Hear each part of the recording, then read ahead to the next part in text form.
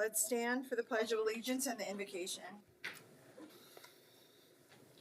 I pledge allegiance to the flag of the United States of America and to the republic for which it stands, one nation, under God, indivisible, with liberty and justice for all. Please bow your head. Heavenly Father, we just thank you for the opportunity to come together to be able to support our waterways. We thank you for each and every person who has come out to get information and exercise their right to free speech. Ask you to bless these proceedings and help us to listen with open minds and also be able to give good information for the public. Amen. Amen. All right, you can take a seat.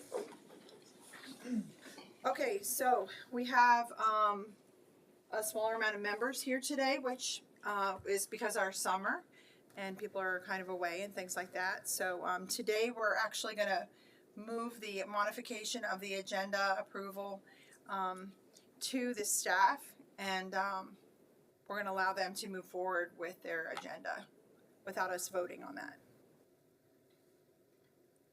Good? Yep. Okay. Also, the minutes, we're going to move that and postpone it to our next meeting.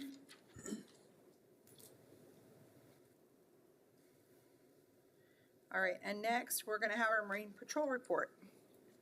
Yes, ma'am. I'm Lieutenant Scott Reek, Sheriff's Office, obviously.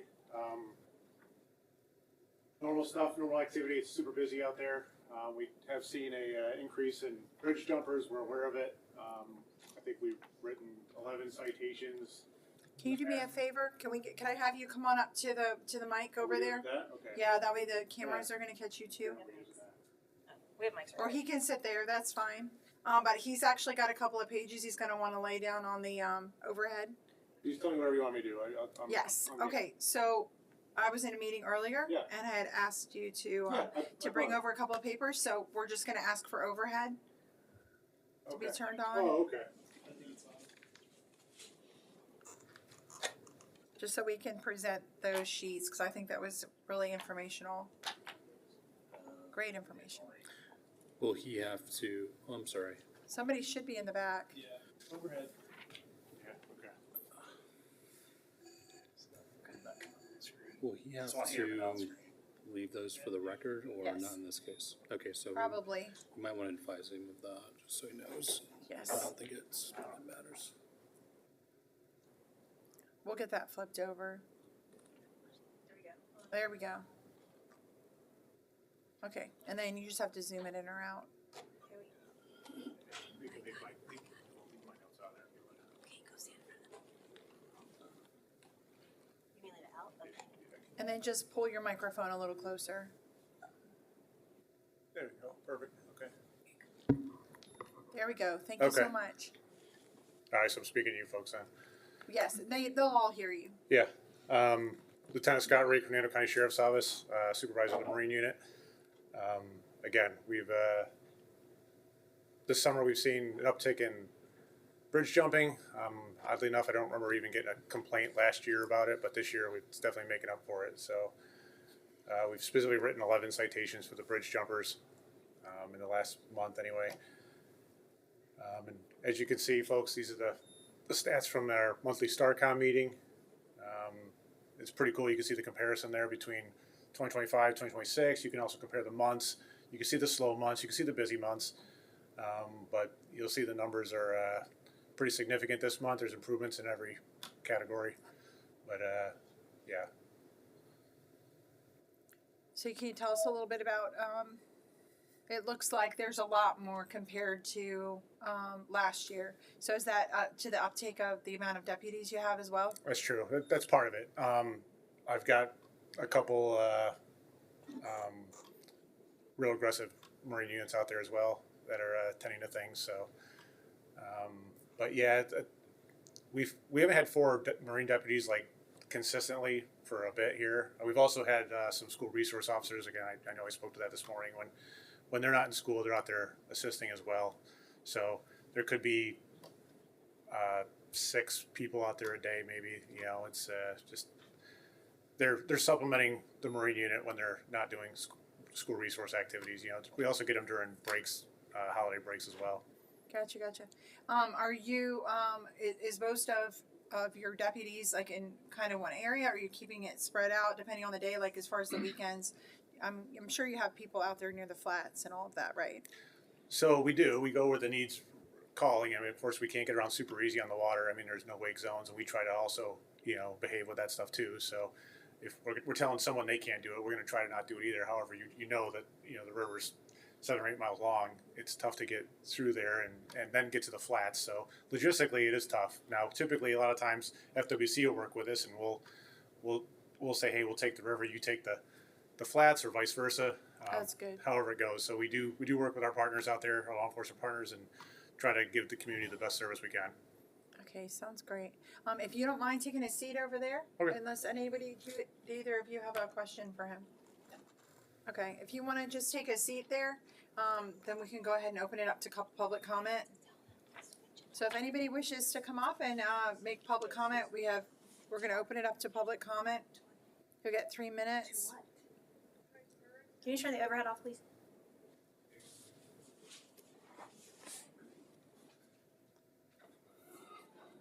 Oh, good timing, girl. Good afternoon. Hi, I'm Giselle Flanick. What's that? I am Giselle Flanick. I live on West Richard, and yes, we do have a boat, and yes, we do like to go fishing and go swimming in the flats. But yes, we did have noticed a big increase on children jumping off the bridge. And it's just, I don't know what citations do. I think money, I think a ticket would make them be more aware of, oh my gosh, we just have to put out $100. We just got fined for jumping off the bridge. Maybe having a monetary type background, and if you do this, it's going to cost you this much. Just like if you're polluting on the highway, it's a $5,000 fine. Fine these people.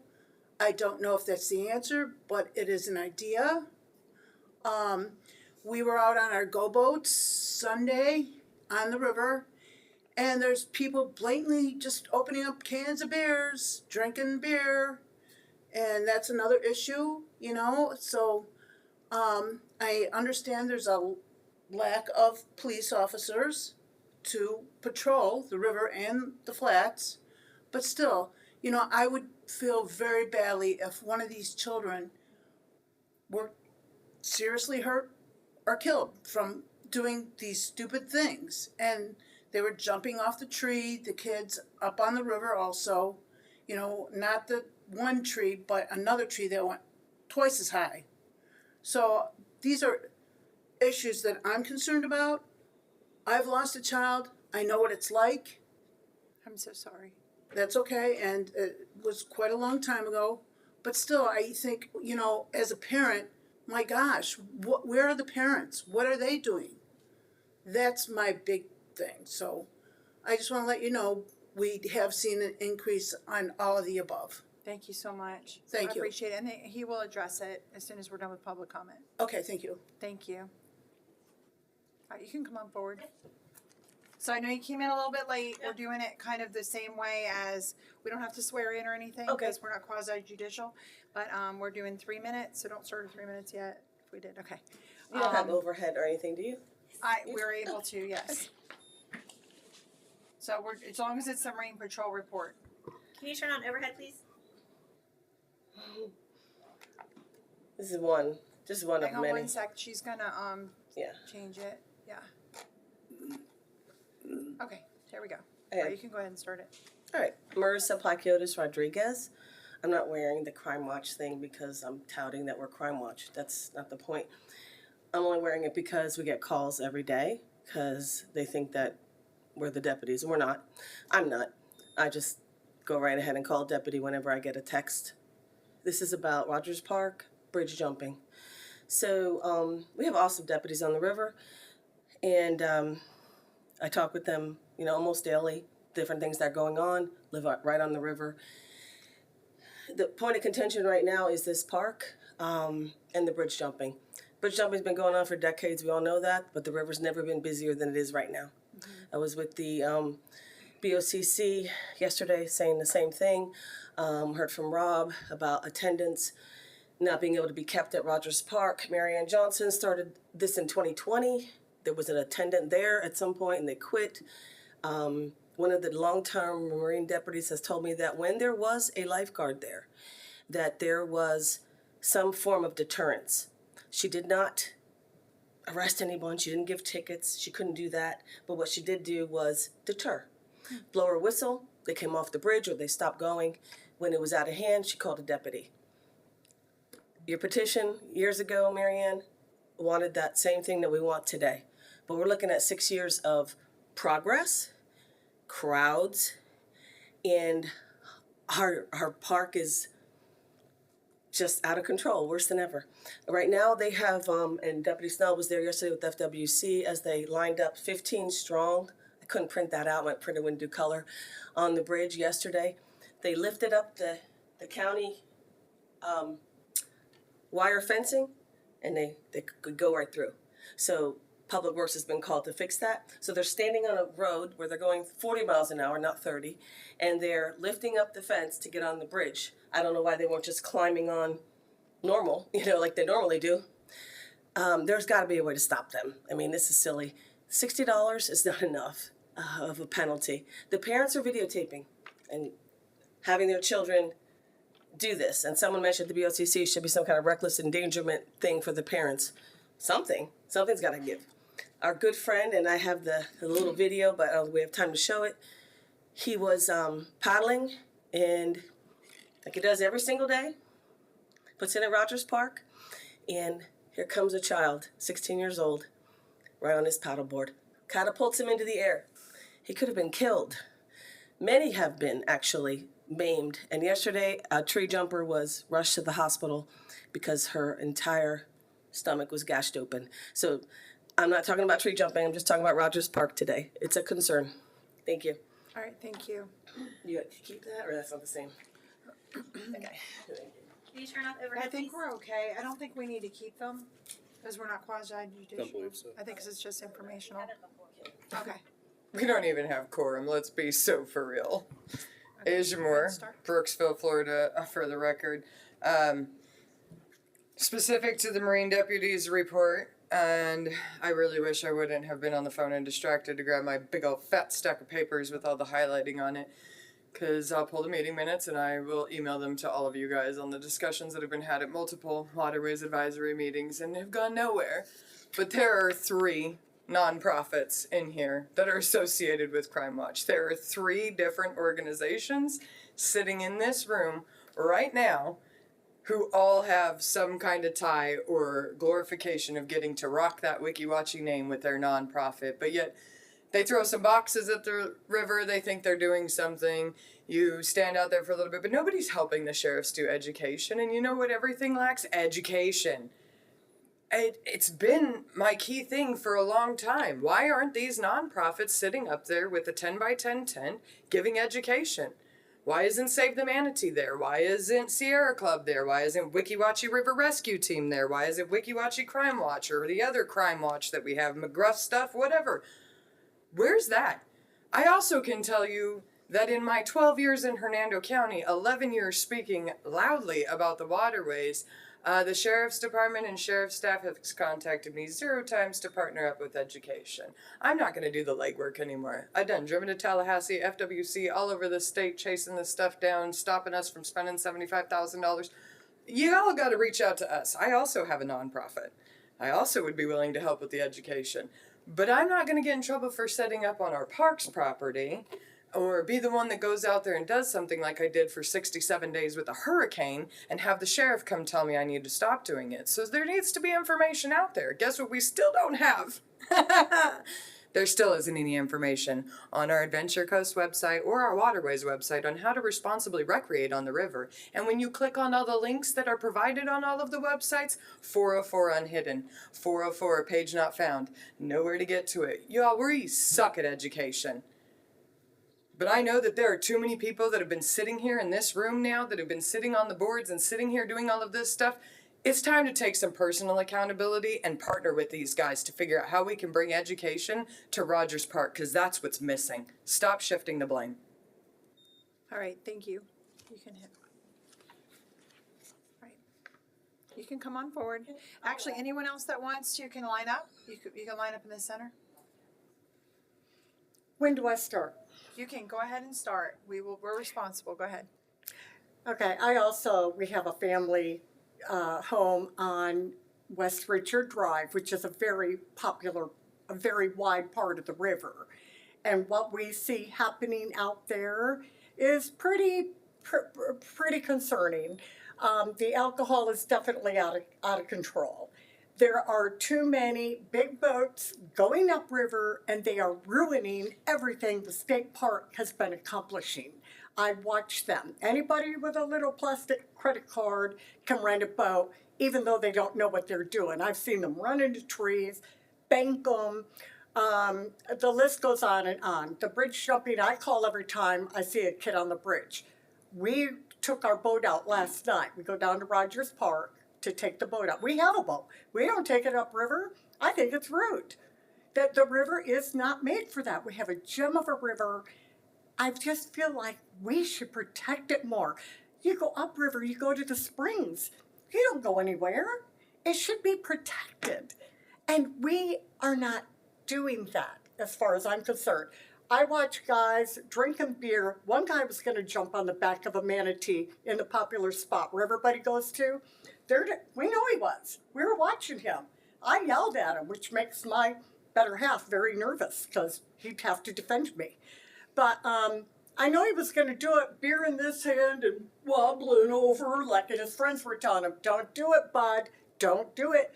We would have turned him in on the spot. But it was late in the day. The jet skiers know when. I love the guys on patrol. I talk to them a lot. I see them out there. We wave back and forth. I know they're doing what they can.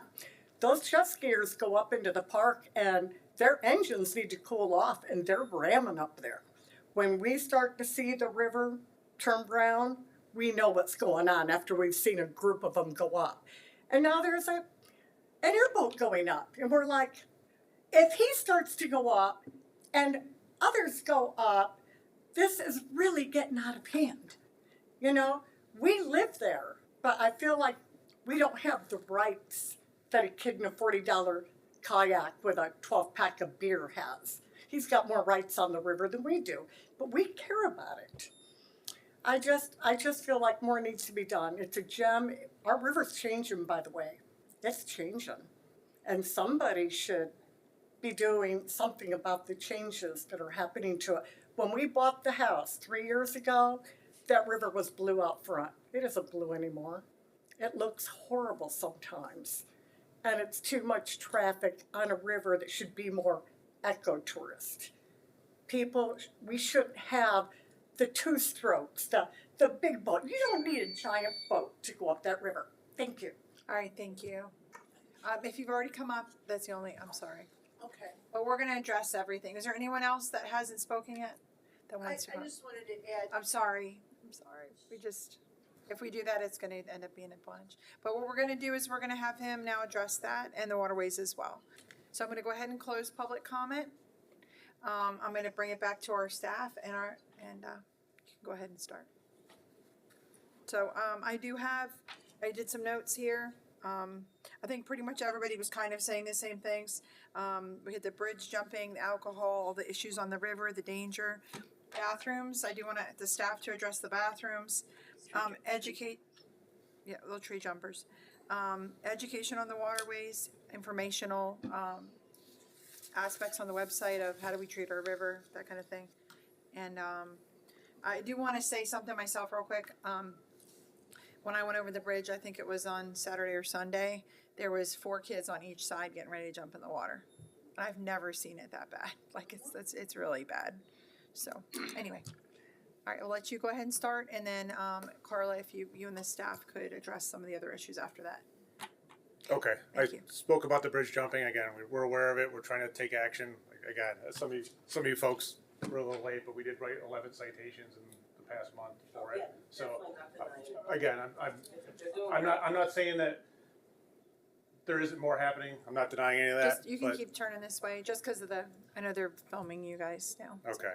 you can face this way. They can. All right. They're still They listening. asked the questions. Yeah, But no, it's okay. Anyway, but Yeah, we're aware of it. We're trying to deal with it. We have an operation plan that we're going to try to focus on that, and using some other tactics maybe it will work. So we are going to try to mix it up a little bit. But that being said, we're on it, and citations are being written as they're seen. Do you know what the amount of the citation is? I think it's 6250. I think she was pretty right on when she said that. So Yeah, it's a pedestrian traffic citation. So just to be clear, it's a uniform traffic citation. It's just like it's the same form as you get a speeding ticket or you ran a stop sign. It's just for pedestrians. So again, we don't set that price at all. We don't make the laws. We use what we have, and this is what we were given. So again, we take action. I don't know if 6250 is enough. That's not my decision, but anyway, that is what's been handed out. So that's actually legally all we can, is because it's mandated by law. So and someone mentioned alcohol. We've written a few of those as well. Again, those are a little harder to see. That the Boater Freedom Act of last year really changed the rules of engagement with that. We need probable cause to stop a vessel. Before we could do safety inspections without any issue. Now we actually need probable cause to do it, just like when you're driving down the road or any other law.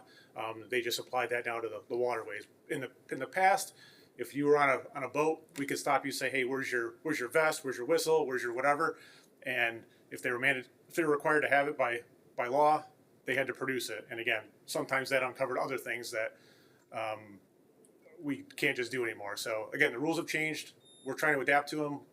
People have their constitutional rights, and we respect that. We're trying to work around the law. So, but again, if we see alcohol, we take action. And I've seen the reports, I've seen the citations. So it's being taken care of. The tree, we literally made a phone call, had the rungs tore down off the tree. Within 10 hours, they were back up, and there was a picture on social media about it. So I know that we did our part and had them tear down, and it was constructed even better than before. So the good news is the rungs are now closer spaced, so if you've got some sort of hitch in your step, you can probably still make it. But the bad news is it's far more accessible to a lot more people. So again, that tree's probably going to need a tetanus shot from all those nails in it. But so we can hope it'll just expire on its own. But I like the tree too. It's a cool looking tree. Just again, people are going to exploit it for nefarious reasons. And as far as why these kids are left unattended, I have no idea. I can't speak of their parenting, where they're at with that. But I agree. I wish these kids had better handlers, and they were taking care of them and doing a better job watching them, because it's pushed on all of us here in this room when the parents don't want to take action either. With that being said, as far as the bridge and their jumping, I heard the fence being pulled up. As soon as we were made aware of it, we called the highway department, so they're aware of it. Hopefully they can button that thing back up. Again, kids, well, lots of people in general are very creative. They'll figure out a way around it. Right. It's, again, like someone pointed out as well, they'll crawl along the side of it or do whatever. As long as there's something intriguing there for a kid to do and it's fun and exciting, they're going to find a way to exploit it. Again, I don't have an answer to that. Again, we're just out there doing what we can to mitigate it. Gotcha. that- I was going to open it up would you have any comments for him or questions? Thank you. Appreciate that. So I was thinking on it. So Can you The ticket- introduce yourself real quick? I should have done that at the beginning. I apologize. Commissioner Ryan Amsler, Fernando County. So I don't sit on this board, but I'm advisory to it, I imagine would be the appropriate term. Liaison with the county. So that's the uniform price, $62.50, and that's set by the state, correct? Yes, sir. Is there and this may be a question I'd have to ask staff, I'm not sure if we know today, but does there currently exist county ordinances for fees that your department is able to write a ticket for? Yes. Really? So do you think we could maybe mirror something to I mean, increase? Assuming there's nothing unconstitutional about that, I would say, we could create an ordinance and you could elevate it if you wanted to. Now, sometimes there's provisions like that. I don't want to speak on that if there is, but sometimes we're prohibited, like gun charges, for instance, or gun ownership laws. Those are things that counties can't infringe on, and the state says what they say, and again, they can't be. Yeah. Now, again, I'm not aware of that. I'm not trying to stay in my own lane here, but absent that, I would say it's probably okay.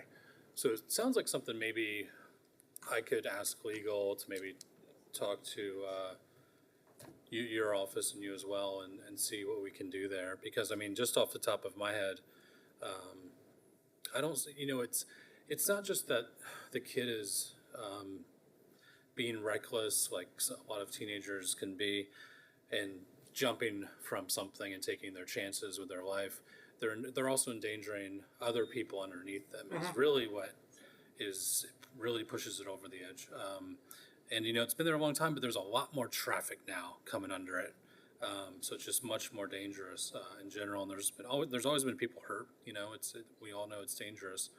I'm just thinking, like, I don't see where it would be wrong, or I don't see an issue where the county wouldn't say, hey, if you're going to jump off that bridge and risk everyone's life and your own, then we'll write you, the sheriff's office will write you a citation. The $62.50 and whatever the county can put in place if it's possible. I don't see why $500 isn't, a fitting fee, because it's enough to make that's enough to make everyone's family say, whoa, bills are going to be really crazy this month for a normal family. So, and I'm welcome to feedback from everyone, so I can take that back to the county attorney if we think it's something to be discussed and worthwhile. I definitely, I agree with you, because I was thinking the same thing. That's such a, I mean, in comparison, I mean, there's a lot of people that can't really afford the $62.50, but I mean, these kids were young. They weren't, the ones I saw, I don't think any of them were over about 12.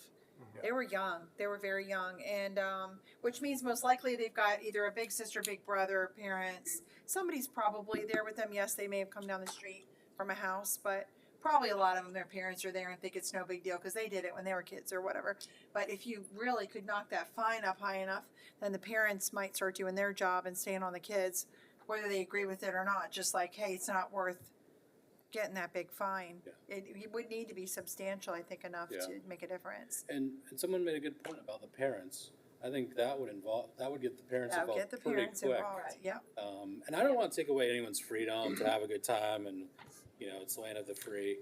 But when you start endangering other people, and it's also a minor that should be supervised anyway, putting their life at risk. It's not an adult most of the time out there. It's not a 25-year-old typically. Sometimes. But I think that's a reasonable idea I could pursue if everyone would like me to. My only concern, and just if I may interject, Sure. just I like reasonable laws, and I'm Yeah, not saying this. I agree. But however, the only issue is we're talking about juveniles. There's almost no way to confirm their identities. So who's wearing that charge now? Who's wearing that fine? If you say you're me, I write you that ordinance violation, and your parents are now on the hook for it. How's that going to go? I just want you to think That's through a this. great That's all. question. So That it's is a good question. and it's the same thing when we deal with most issues on the river. Who brings their IDs with them when they're floating on the river? Right. We see this over and over and over again. We're hoping that the person's telling us right, crossing our fingers, and we try to do what we can to verify who they even are on the river, because people aren't swimming down the river with their wallet. It doesn't happen. It's so again, I like the idea, and again, if you give us more, I love that we could correct this sooner than later, and obviously personal safety is a big deal. But again, it has to be reasonable, and we have to be able to enforce it. I think that makes that's very reasonable.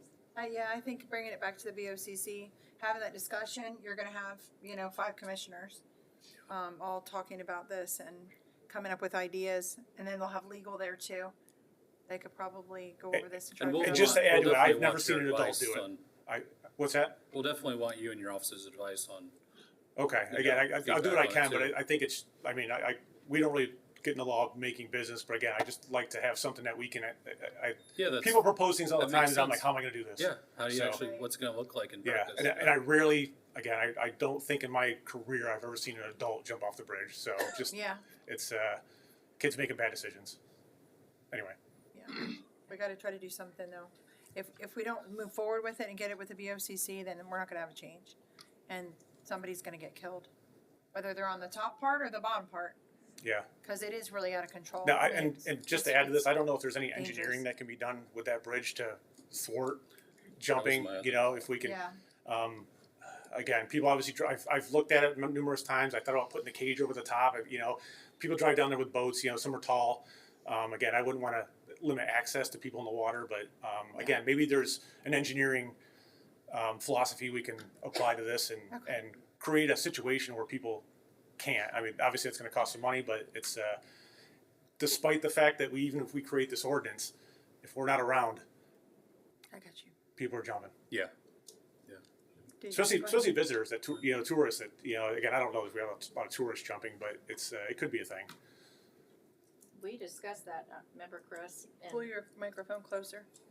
In 2020, we discussed putting bougainvillea, putting some type of deterrent where they could not go around those cage fence areas, because that was a big problem. Then we also jokingly said we could put grease up there on the pipe where they can't stand on it. Yeah. But there's been a number of things discussed. But I really do like Commissioner Ansler's idea. It really needs to be increased so that there's an impact that it hurts somebody's pocketbook. I think it's worth at least a further discussion, with me and the county and with Sheriff's Office and legal, and to see if there's something that I can bring to the BOCC to discuss. And obviously, we don't want to discourage appropriate tourism that's going to be respectful at the same time. And maybe, we'll see how it goes on that discussion. But I also think I had some other thoughts too of if there was spikes or something that maybe there's an apparatus that would just work simply to deter on the two ends. I'm not sure what's out there on the market that we can buy. Chris Linsbeck, Community Services Director. Can you guys hear me? Okay. Yes. Yep. So I agree with all 3 points on that. I think it's going to have to be a three-pronged effect. Maybe more eyes on site, even if we can possibly have a park attendant again. Right now, our dock workers, we had 3. We had 2 assigned to Hernando Beach, 1 to Rogers Park.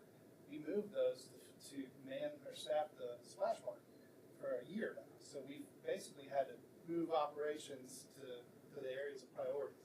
So our west side parks are really being monitored by routine maintenance going through. So they're not having a person stationary at that park, which probably needs it. With the amount of activity out there, how much we've grown.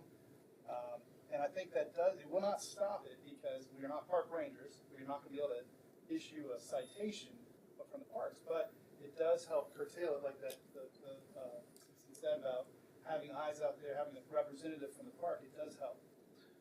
The other thing is what Lieutenant Reef mentioned is the actual doing something to add to the bridge to maybe it's a construction portion or something to create an obstacle or everything you build, they will climb. What if we put they've even climbed over the top of the cage. So I mean, you have to jump off the top of the they get on the top of the cage, Yeah. so it's almost like you have to be kind of very careful on that. Whatever you add, they're going to jump off of that too. Or maybe we put a slide somewhere to distract them. Something that Yeah, is I fun mean, yeah, but you safe. know, We did mention I that. mean, something that an area where you can actually meant for diving and stuff, because they're also diving off the front seawall, the seawall that's parallel facing upper deck. Right. That is a no diving area. There's a sign that they actually walk right past to dive, where it says there's multiple signs that says no diving. So it's just it's kind of a free for all. And there's rocks there. Yeah, we've had an individual actually die from Right. diving Jumping off the seawall. You gotta remember something though too, I mean, we're not gonna be able to stop everybody from doing every silly thing. Right. Somebody going down holding their breath too long, Yeah. pushing their friend underwater, right? But the bridge is a big deal because it's gonna affect, well, it's also gonna affect it landing, they could land on a boat or a person swimming or whatever. But yeah, it did look like extremely out of control when I saw it. So I think But 3 things. I think we do bridge- need to figure something out pretty bridge quick. construction, the having eyes on site, maybe if we get intent again out there. Right. And the third thing would be increasing the fines. If there's an ordinance, and I don't know what code you guys are writing your citations to, is it a statute? It's Or- statute, so- yeah. So Right. that's gonna be, we can't change the statute, that's gonna have to be something that I guess we have to work with the state on. Well, yeah, and our legal departments probably will have to. Right, Jobin But as far as the could look at local that. code and local ordinance, we just recently increased the parking fines for chapter 20. And Yeah. that was in January? Yeah, first. So, in the beginning of the year, so we have local ordinances that have fines assigned to them, and that helped the sheriff's department as well for parking violations. Tickets used to be $11 fine. Right. Now I We think went to it's 100. 101. Right. Yeah, So I there think are it's some good. options that definitely would be worth discussions at the board, and as far as all three of those options, because we could engage DPW for the engineering of whatever kind of component we could add to the bridge. We could actually talk to the board about making a new ordinance for something they can use to cite, with increased fines. Yeah. And also if the board was wanting to add a attendant up there. Yeah, so that's kind of all where we're at right now with it, and things are kind of up in the air at this budget time. Right, and there's a lot of cuts coming with the budget, with what we've got coming down the pike. Correct. Also, I would say, and I know it's probably an obvious thing, but if you succeed in getting those fines raised, make sure you have it everywhere so that people know it before they even start, because word of mouth won't be enough. The people that show up from another county are never going to know the fines are that high. So I would just throw that out there. But staff, let's go to staff. I think you can probably take a seat. As far as the bathrooms, so the concern, and I will tell you, I've been seeing some of that online too. There is some concern about the upkeep of the bathrooms. Right. So if you can address that. So Rob Talmadge, Hernando County Parks Administrator. We've noticed that as well. We've seen that. We've got multiple issues we're facing at the moment. But first, I'd like to go back and explain, last year we actually went in and completely renovated the restrooms at Rogers Park, as we've done at other parks here recently as well.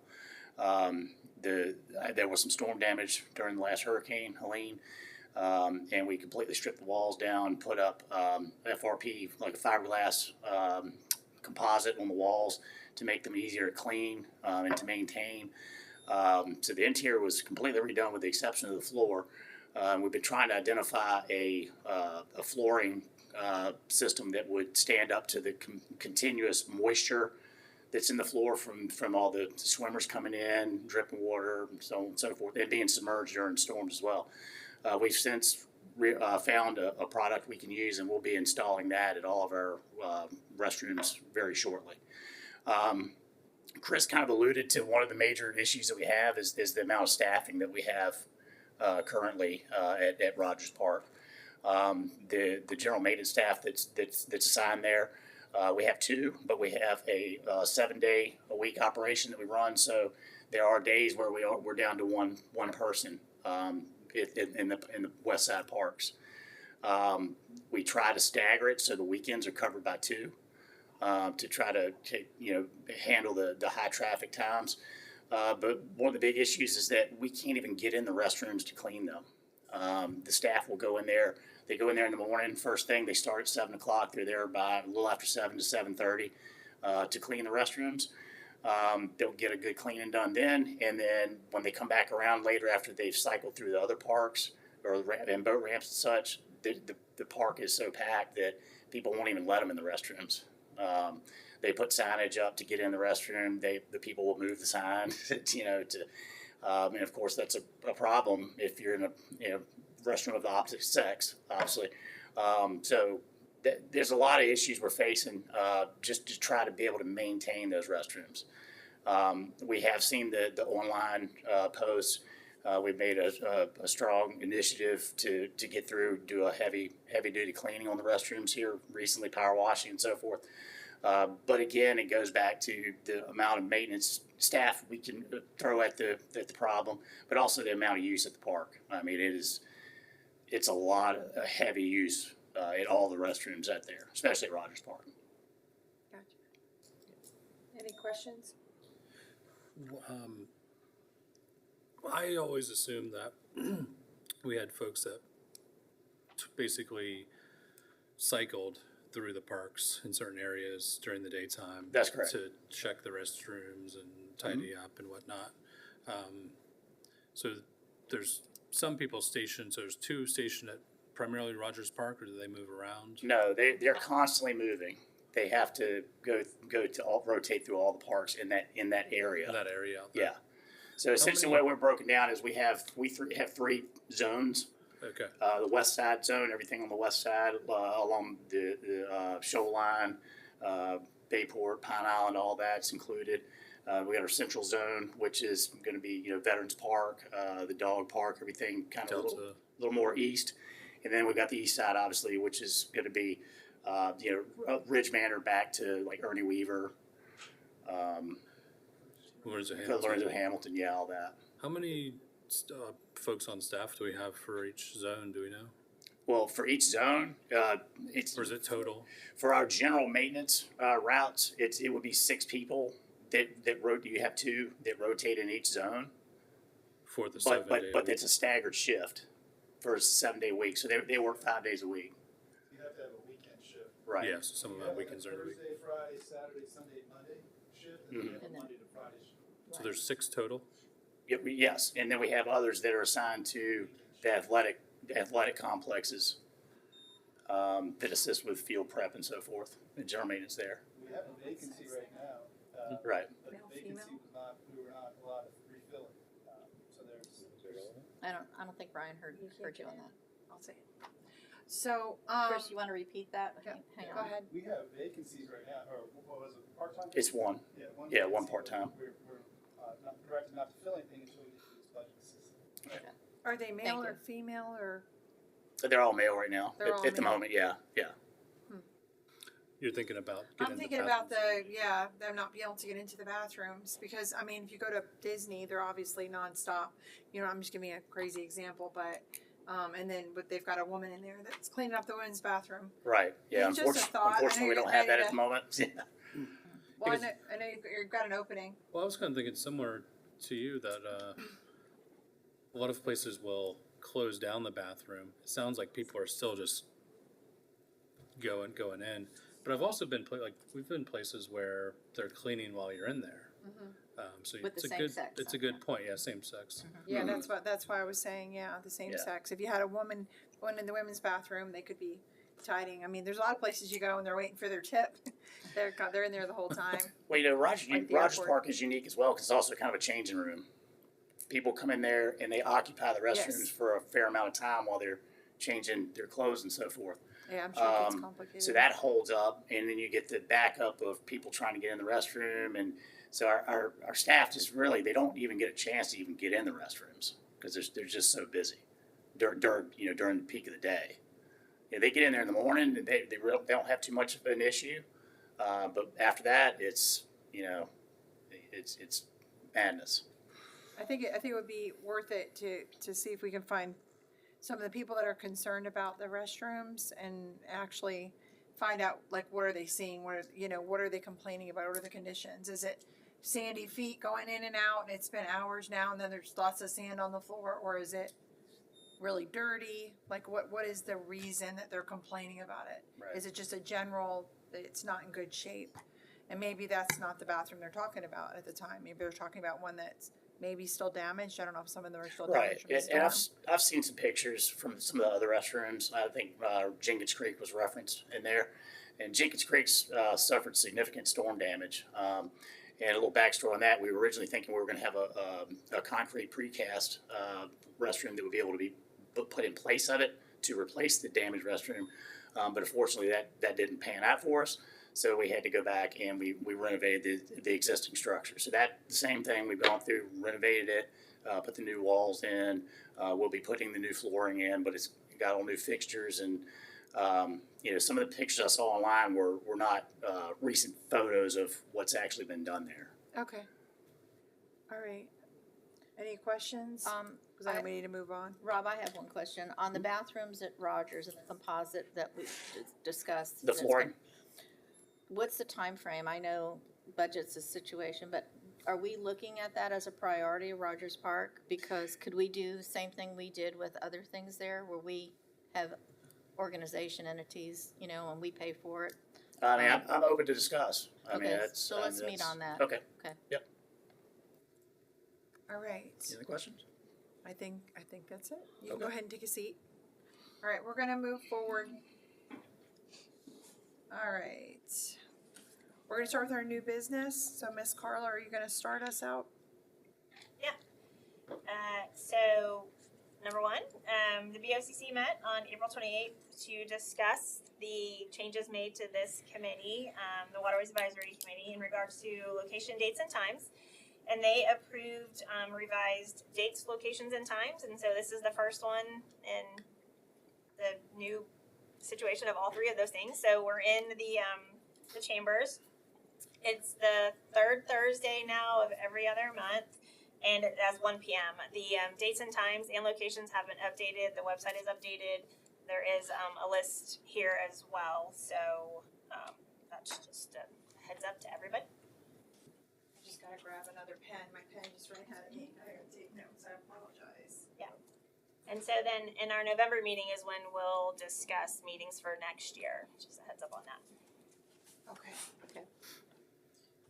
All right, can you give us the date of the next meeting? It will be September 17th, 2026 in this same room at 1 p.m. Okay, that way I can announce it at the end. All right, number 2, BOCC meeting on April 28th, 2026, discussion regarding the MPZ.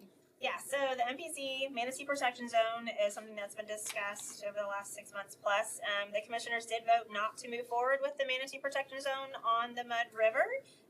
Instead, it was brought forward the potential of using informational signs on the river to notify vessels, people who are on the river in regards to the presence of manatees and what to do. What information request was sent to FWC and asked for their take on it. There is an attachment in this packet that shows what their response was. Essentially, informational signs are to be placed at boat ramps and not within the waterways because they are not part of the uniform waterway markers that have been approved by the state. So that item is actually being brought back to the commissioners on July 28th for discussion as well. So right now, FWC said the only thing to kind of notify them of that presence is to actually have Manatee Protection Zone signs in there. But since we're not moving forward with that, we had made sure that all of our boat ramps have the manatee signs that have been approved by FWC at them, and so that is our it's the only thing that we can do right now. So Okay. Do we have any questions?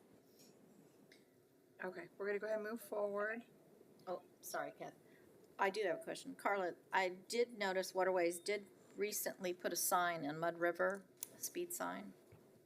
Navigate. I saw Waterways going out to put it.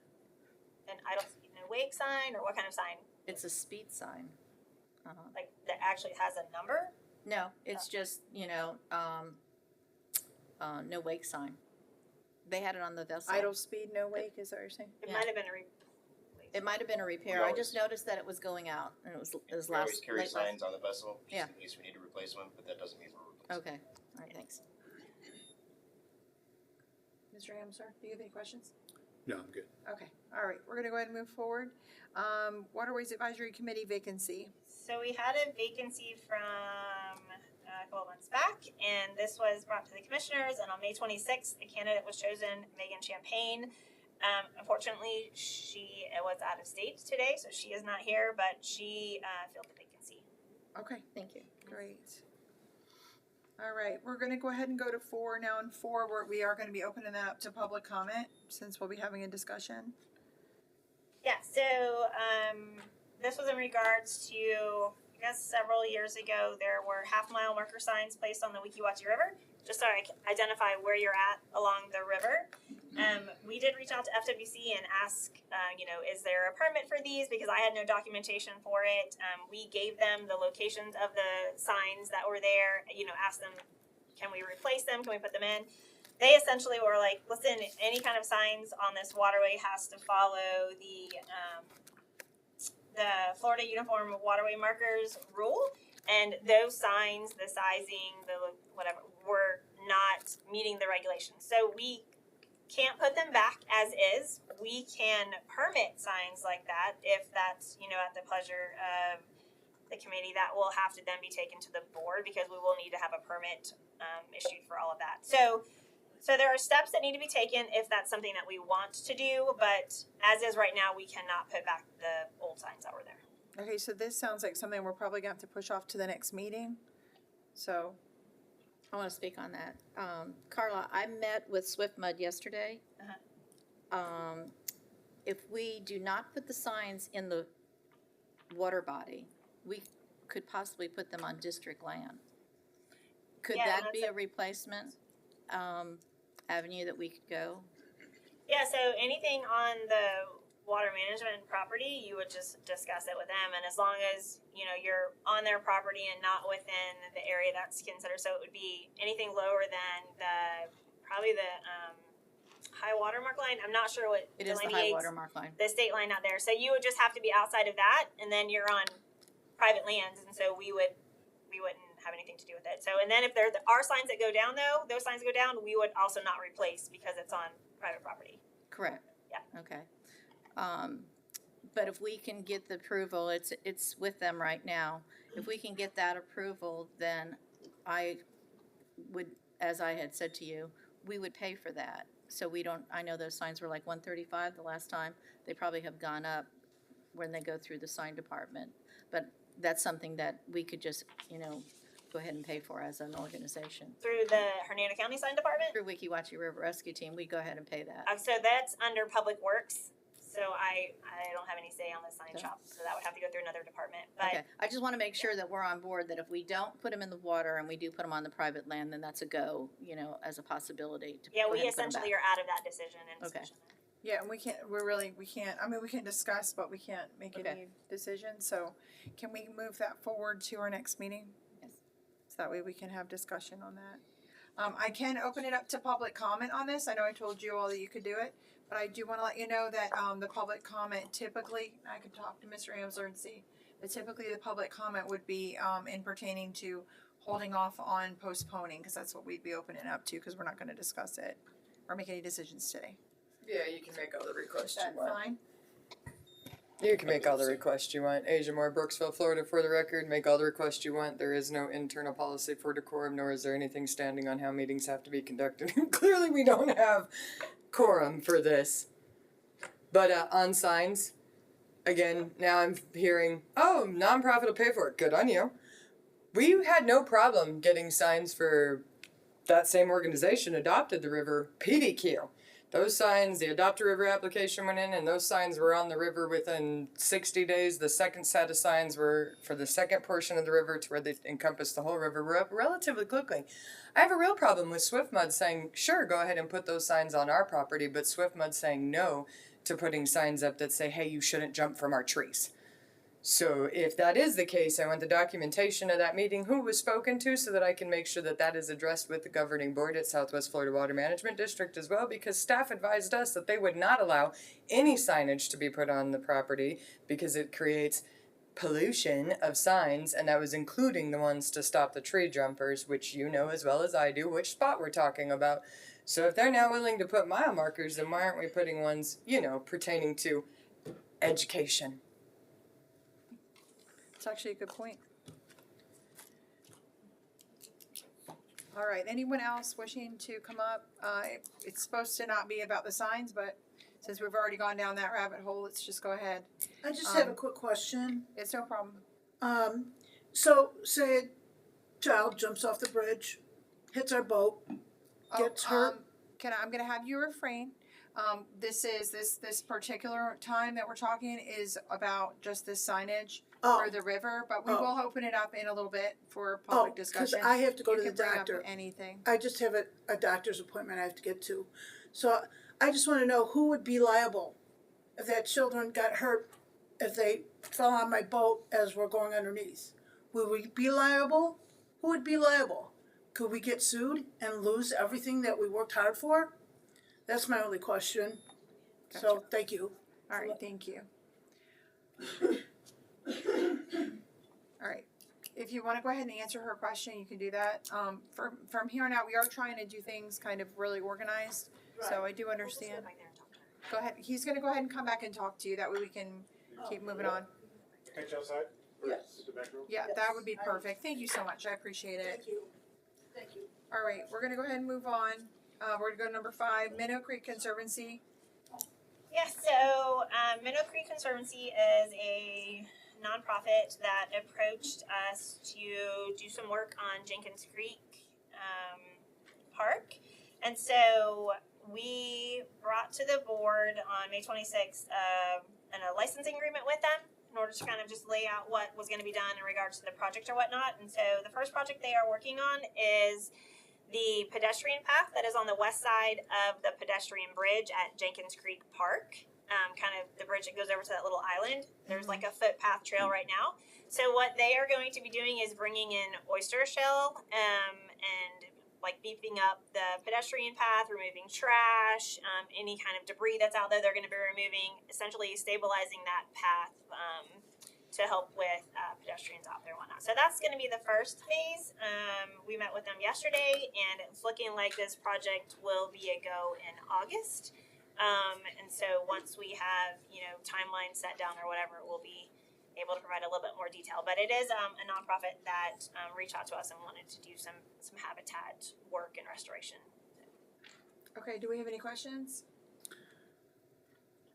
No, I don't believe so. I'm just hoping that relationship and work goes really well, because there might be a good future then for them to do more work out there and make some improvements that, aren't funded by tax dollars. So Yeah, they already have Hope it a goes really second well. project that it's in the queue. So. All right, well, I'm going to go ahead and open it up to public comment. If anybody wishes to come up, take their 3 minutes to discuss this item. Meadow Creek. Single agenda item, Asia Moore, Brooksville, Florida, for the record. Sure would have been nice that there was looking for nonprofits to do these projects. Again, now there's 1, 2, 3, 4 still sitting in here, nonprofits that have said, hey, what projects can we help you with? And heard back zero zilch nada, but Blair and CCA rush in. And but I love it. I love that they're doing something. Do I think that it seems kind of backdoorish when that's the park that I clean up all the time? Abso-freaking-lutely. Wholeheartedly. But I want to see more projects get done. But where's the list of the projects that need to be done? Where's the list of the projects with ongoing updates about them? And don't tell me Engage Hernando, because that is a joke. But yeah, it would have been nice to hear about this at, Waterways before it went to the BOCC, so it could have been discussed openly with Blair and people got conversations and asked how we could get involved, but it didn't. All right, thank you. Do we have to come up there, or we just? Yes, no, you have to come up here. Everything's being recorded. Okay. We want to make sure that when this gets posted, that Hernando County residents are able to see everything. So we want to make sure. So when you guys come up, if you could just introduce yourselves. Marissa Plakiotis Rodriguez. I have a business on the river that likes to sponsor great things for the river. It's our way of giving back. We don't feel like we should be in business unless we give back to the community and the river. So I definitely would like to hear about things that are available. Also running the Wikiwachi Crime Watch. We are blessed with an account that has money in it. Some of the things that we've done do not pertain to the river. They're veteran things, and some things do pertain to the river. Life jacket program, which we kind of fell into working with Wikiwachi River Rescue Team sometimes as well with their life jacket there, because we give them out in the river, they end up in the rescue team's bin. So I've been in contact with Marianne, and so yeah, if there is a way, like Asia was saying, that we could find out about different things that we can sponsor and help with, because I know that I don't like my taxes being raised, and I think that private sponsorship, business sponsorship, or nonprofit sponsorship of things, including the bathrooms, things like that, we're open to that. And if there's a place that the county can list and say, hey, these are, we don't have money for this kind of stuff, but hey, your nonprofits or your businesses, can you help? And I've got ties to other businesses as well that may want to help. So I'm on board with that. Thank you. All right, thank you. Go ahead.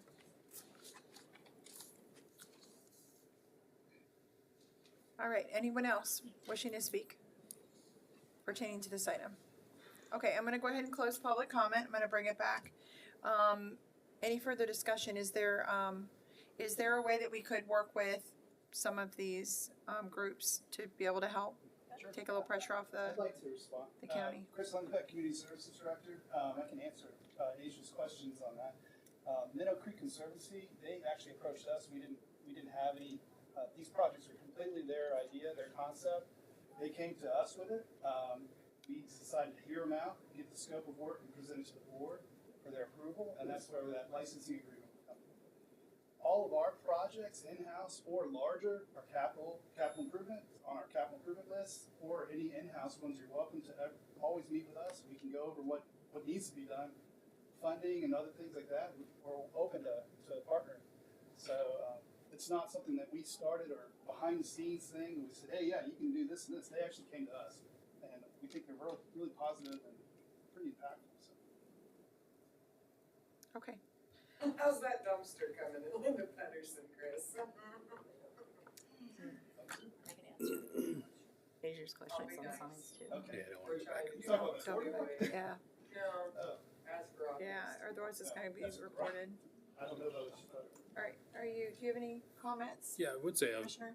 appreciate Mr. Linsbeck mentioning that. Everything I know, they came to the county with the idea. I don't know that idea they had was on any list or that we have on our side. So I mean, I have lots of discussions sometimes with, not always so much with items on the west side, but with items oftentimes in the middle of Spring Hill, where people are like, hey, I'd be willing to like help out with this particular item or feature or whatever. And I'm like, great, like send us the proposal of what you're talking about. Here's my email, here's the county email. And then I'll see them, I'll run into them later at Wawa or somewhere, and they say, yeah, I've just been busy, haven't been able to get it over. So there are a lot of people, no one needs our permission to say, hey, Hernando County, we want to do this project and send it to one of our emails or one of the commissioners' emails.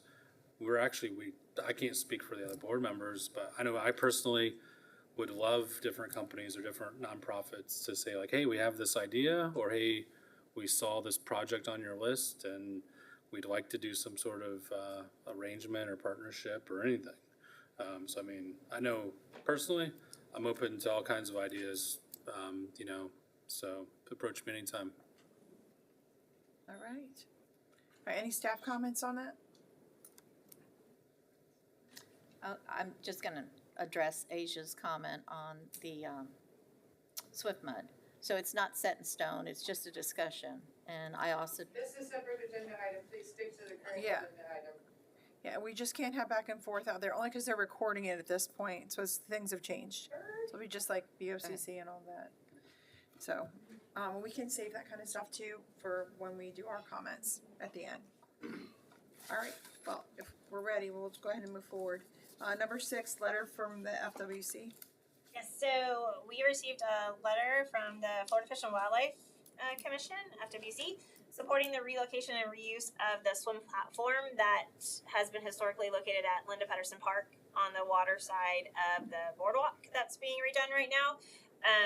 The request for that was because they have a large project right now for the restoration of the spring run, and that kind of is in conflict with the project that they want to do. So, we were in discussions, and they said, is it possible to move this since we don't want swimming in the area that we're restoring for the manatees? And so we were like, yes. And so we are actually converting that into an ADA accessible floating dock, where the old Port Authority building was on the, when you first come into Linda Pedersen, right there. You've probably seen caution tape. We've poured concrete and stuff as a base for the gangway, but we are putting it there. So now we will actually have an ADA accessible dock at that park, which is something that we don't have. Right. So hopefully that will be up in the next week or two, because the boardwalk is going to be done pretty soon as well. So it's just a letter showing support. Yeah, we have a meeting tomorrow. That's boardwalk is going to be finalized. We'll have a final inspection tomorrow. Oh, gotcha. That's Wow. great. So if the inspection goes well, it'll be open when? Say that. Yeah. If the inspection is perfect and it's ready to go, when would it be open? I think we can actually, I guess once the CO is issued, right? Yeah, as soon as we do some cleanup and CO's been issued. Couple weeks, a week? No, no, I think as soon as I can. Yeah. As soon as we As feel quickly like as we can take possible. it out, we're gonna get open. Yes. Thank you for not answering the question. We don't know the exact. No, I understand. You don't want to be held to lot a of day, everybody variables. shows up. Yeah. I get it. At this point, I'll open that item up to public comment if anybody has any. Please keep it informational to this specific Yeah. question. Asia Moore, Brooksville, Florida, for the record. Jenkins Creek is my pet project. It's my baby. That is mine. There you go. Not the boardwalk, but the manatee protection part is mine. I have worked really hard to try to keep that spring protected and to open it back up because the manatees can't get in there. But what I don't like, and what I have told Chris and Rob many of times, and Ryan, I think you were part of it during the tower discussion wholeheartedly, was stop taking stuff from us. Stop taking stuff from us. Stop taking stuff from us, those of us who pay for it. The tower's down, the building's gone, the boardwalk's closed, and now we can't swim. The only other freshwater spring in Hernando County that has a public swimming area, you're taking it away. You're taking it away. Guess what helps with swimming? Kicking up the sedimentation and shoving it out to the Gulf, not letting it build up in the spring, because guess what happened? We shut down Linda Pedersen, we shut down the boardwalk and the swimming area, and that whole area filled in. Stop taking stuff from us. Realize that yes, feet cause a problem, but they're also helping, especially in that area. It's proven. Drone footage, FWC statements, the Jenkins Creek study, I mean, they didn't even know that that was an actual manatee refuge until I raised holy nightmarish hell about it. But you guys are taking stuff from us again. I understand where FWC stands on thinking about it, but you're taking the swimming area from us. The swimming area is now taken from us, and it's not like it was relocated and, hey, go swim over here with the barracudas and the weird fish. It's, no, now we're going to give it to the ADA people so they have a fishing platform. You guys can't even have a platform for ease. Stop taking stuff. Like, this hurts. I know I don't want people swimming with the manatees. Quite frankly, I'd rather them not even know that they exist back there, but they know they're there. People go back there. I'd rather it be known that they're back there so that people stop trashing it. How many tree swings have I cut down? How many piles of glass have I gone? How many times have I called you guys and said, I don't care about your no trespassing signs, tell the BOCC I'm cleaning up back here. Like, that's my area. I was so waiting for that boardwalk to be open. The last time I was there, my son was 8 years old. It was his birthday party. It was a Nerf party. It was the last time we got to use the beach and go swimming.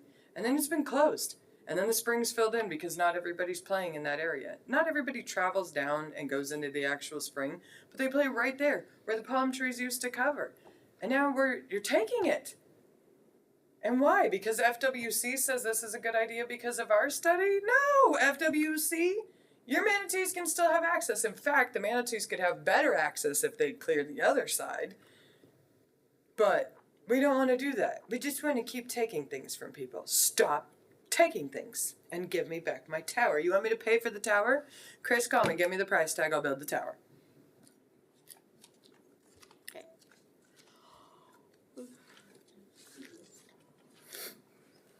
Marissa Blackhoodis Rodriguez. You can just call me Gigi. We were looking, the Swamp Fest, I'm heavily involved in that. We were really looking forward, tongue-tied, to that being opened again so that Swamp Fest can actually have a little bit more room too when they rent the park. Taking the swimming platform away is sad for me because one of the reasons that I personally wanted that open for swimming was because of the congestion at Rogers Park.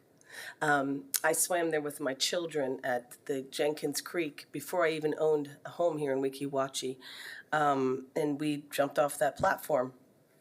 We did see a manatee. We stayed away from it, even though we didn't really know much about them back then. This is decades ago, and we do need some more places to recreate besides the Weeki Wachee River. It's congested, and we do need more places to swim in a freshwater spring, and that was one of them. So I'm really surprised that we moved the swim platform and that we're bowing down to FWC. No offense to FWC, but I have to agree that swimming there is a joy, and you can protect the manatees as well by having the buoys, just like we do at Rogers Park, so that they can't swim past that. And the manatees are pretty smart. Sometimes they'll come in the buoys, even at Rogers Park. They'll go into swim with the mermaids too, right? They'll go right through and they'll swim with the mermaids at the top state park too. But sometimes they stay out of the buoys so that the people can't grab them, the ones that listen and stay in the buoys. So there could have been I hope there still can be, a compromise and have a swim area at Jenkins Creek, even with the FWC program. I was definitely for the MPZ, was very sad that it got shut down at Mud River, and so I'm a manatee person. Just opposed to not having swimming there. That's all I want to say. All right, thank you.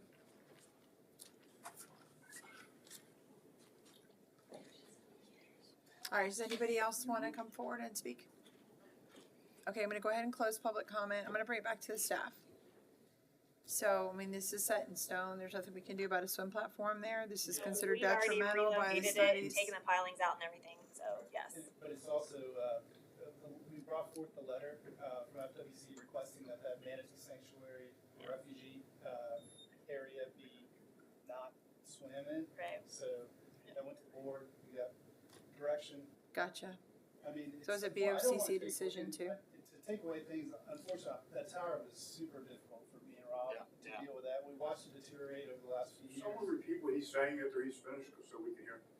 Oh, I apologize. Just let us know. Oh, I'm sorry, I don't talk. Everybody about up it. there I'm sorry. is speaking that way towards Well, they you. have a microphone right I'm sorry. there, Is but this- it is this just let better? us know. We Is didn't this know better you up could Okay. Yes. I'm sorry. You can just face us. It's okay. Yeah. Okay. So the Better? tower was very difficult for us. We had to watch it after a few hurricanes go through, and then over the years we've had the building official out there multiple times, and that was difficult for us. We ended up eventually hiring a structural engineer to tell us it was unsafe for the public. That actually is still looking at putting a new replacement tower out there. We'll have a meeting.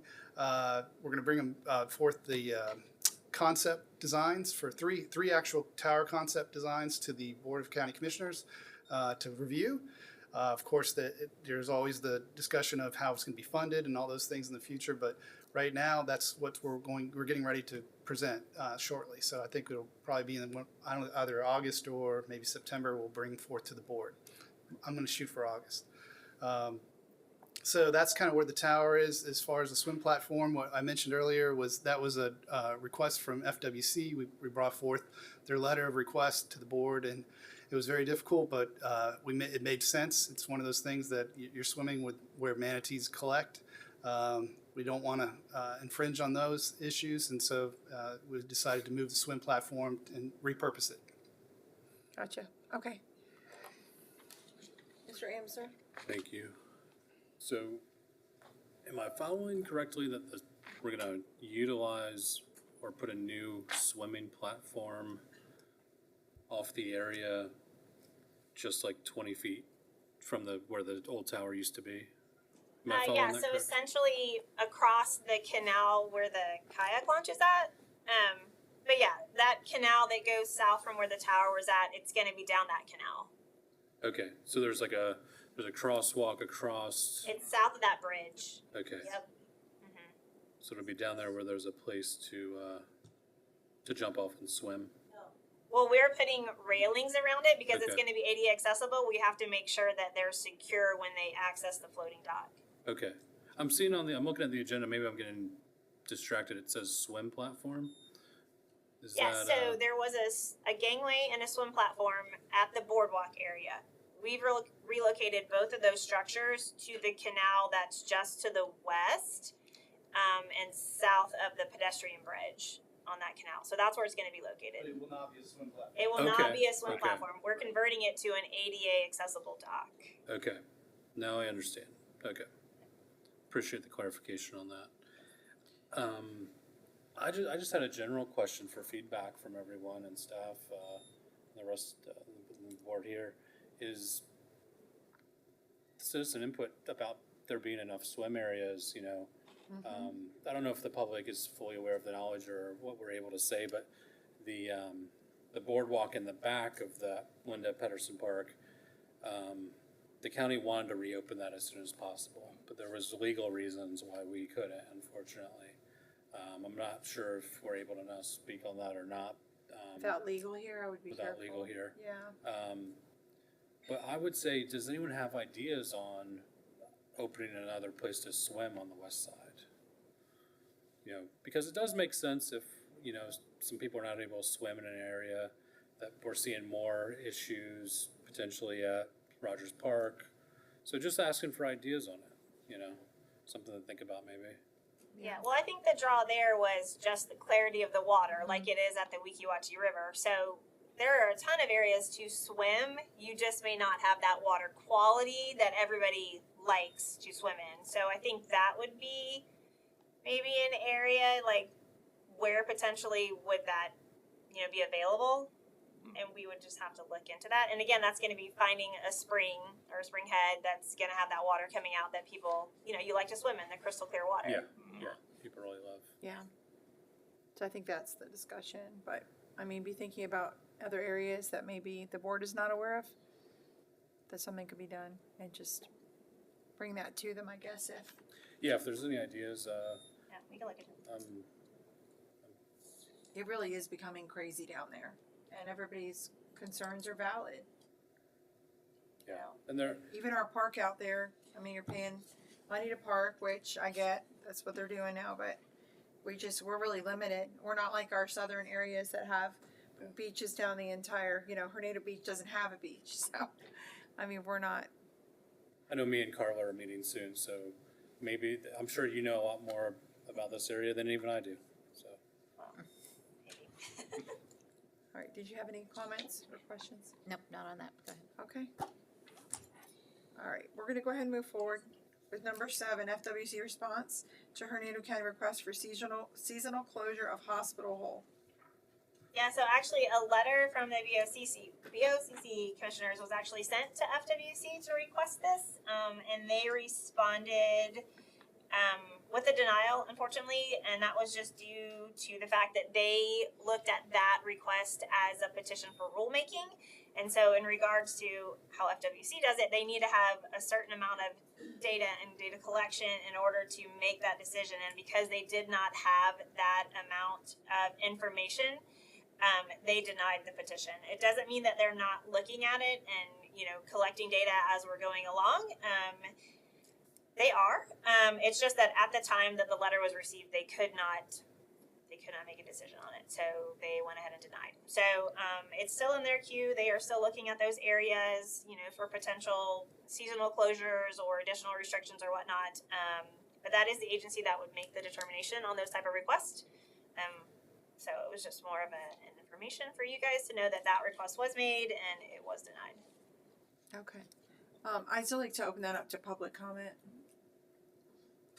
So I'm gonna open it now to public comment. Asia Moore, Brooksville, Florida. That was my request. And Jerry Campbell jumped the gun and asked for rulemaking decision when I asked Jerry Campbell to do what the county commissioners could do. And that is they can shut down Hospital Hall. So Ryan, you and I will be touching base soon now that you're on Waterways. I told you, get prepared to get sick of me. And we'll talk about it because I actually have the buoys, I have the ropes, and I have the approved anchors from FWC. I will have to replace the ropes because they told me if they sat in the storage for 2 years that they would classify them as dry rotted. I've had everything to rope off Hospital Hole, but if you guys are going to take away Jenkins Creek, leave Hospital Hole open.